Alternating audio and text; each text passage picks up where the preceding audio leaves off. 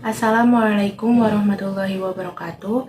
Perkenalkan, nama saya Laili Hairunisa dari kelas 3 PAID dengan NIM 214110402323. Dalam video ini, saya akan menjawab soal UTS mata kuliah Sumber Belajar PAI berbasis multimedia yang diampu oleh Bapak Dr. Muhammad Nurhalim MPD.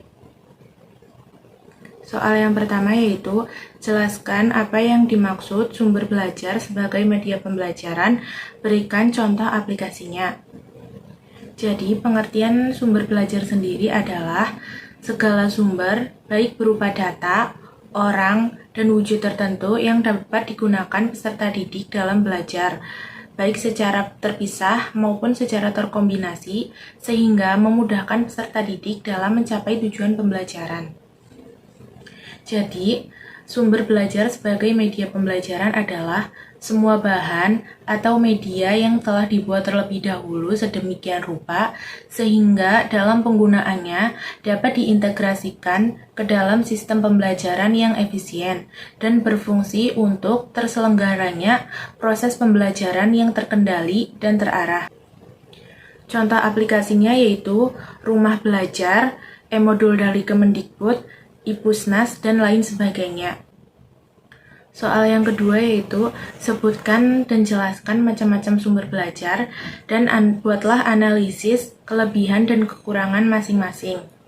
Dalam buku instruksional teknologis, The Definition and Domains the Field membedakan 6 sumber belajar yang dapat digunakan dalam pembelajaran yaitu, yang pertama pesan atau message. Pesan atau materi, baik itu formal maupun non-formal, dapat dimanfaatkan sebagai sumber belajar. Pesan formal yaitu pesan yang berasal dari pemerintah maupun non-pemerintah seperti yang digunakan guru ketika mengajar. Dan pesan non-formal yang dapat dimanfaatkan sebagai sumber belajar yaitu pesan yang ada di lingkungan sekitar kita seperti legenda, cerita rakyat, prasasti, dan lain sebagainya.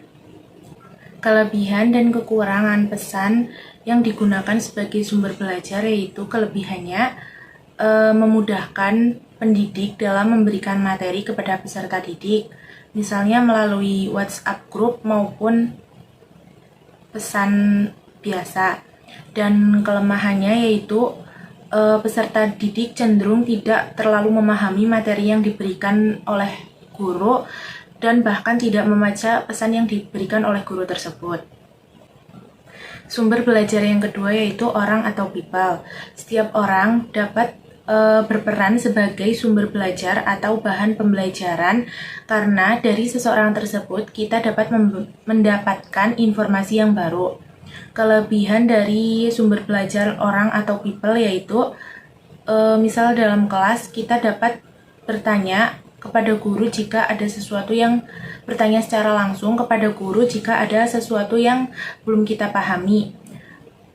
Dan kekurangannya yaitu biasanya siswa lebih cepat bosan jika penjelasan guru terlalu panjang atau kurang menarik dan tidak terlalu efektif jika audiens terlalu banyak. Dan sumber belajar yang ketiga yaitu bahan dan program. Bahan dan program aplikasi merupakan sistem yang biasanya digunakan untuk menyimpan pesan-pesan pembelajaran seperti buku paket, modul, program video, maupun program slide, dan lain sebagainya. Kelebihan dari sumber belajar ini yaitu meningkatkan minat belajar peserta didik karena pelajaran menjadi lebih menarik. Misalnya menggunakan penayangan slide berupa gambar maupun video sehingga memudahkan peserta didik dalam memahami materi yang diberikan. Sedangkan kekurangannya yaitu kurangnya interaksi antara peserta didik dan guru sehingga nilai-nilai dalam tujuan pembelajaran sulit dicapai. Sumber belajar yang keempat yaitu alat atau device. Alat atau device yaitu perangkat keras atau yang biasa disebut hardware yang berfungsi sebagai alat bantu untuk menampilkan materi pembelajaran. Kelebihan dari sumber belajar ini yaitu memudahkan guru dalam memberikan materi kepada siswa, misalnya menggunakan proyektor di kelas sehingga siswa dapat dengan leluasa melihat materi tersebut. Kekurangannya yaitu dikhawatirkan dapat menimbulkan sifat pasif pada siswa. Sumber belajar yang kelima yaitu metode. Metode ialah cara atau langkah-langkah dalam pembelajaran, cara penyampaian guru kepada peserta didik untuk mencapai tujuan pembelajaran yang diharapkan. Kelebihan dari sumber belajar ini yaitu misalnya menggunakan metode tanya jawab dapat membangkitkan rasa ingin tahu siswa terhadap materi yang sedang dibahas. Sedangkan kekurangannya yaitu siswa menjadi merasa tidak percaya diri dan takut ketika akan bertanya maupun menjawab jika guru tidak menciptakan suasana belajar yang menyenangkan dan tidak membuat siswa tegang.